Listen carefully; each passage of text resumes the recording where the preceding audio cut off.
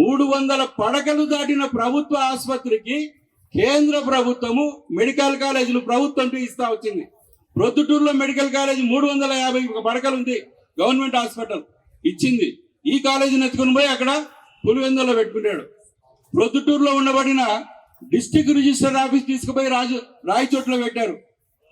అలాగే ప్రొద్దుటూరులో ఉండబడిన డివిజనల్ ఫారెస్ట్ ఆఫీసర్ని తీసుకువెళ్ళి రాయచోట్లో పెట్టాడు.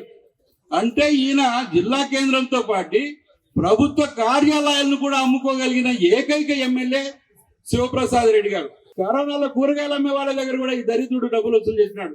మామూలు డాక్టర్లు హాస్పిటల్లో పేషెంట్లను చూస్తా అంటే వాళ్ళ మీద మున్సిపాలిటీ వాళ్ళతో రైడింగ్ చేయించి వాళ్ళ మీద పెనాల్టీలు వేయించి వాళ్ళని వేధించినాడు. ఇంత దరిద్రపు ఎమ్మెల్యే ప్రపంచంలో మనకు తప్ప ఎవరికి అనుభవంలోకి వచ్చినదో దయచేసి దాన్ని ఓడగొట్టకి అందరూ కూడా మీరు మేము అనకుండా కనిపించిన ప్రతి ఒక్కరిని కూడా కలుపుకొని ముందుకు పోయి ఒక అద్భుతమైన విజయాన్ని ఈ ఉమ్మడి అభ్యర్థికి తీసుకొస్తారని చెప్పి ఆశిస్తూ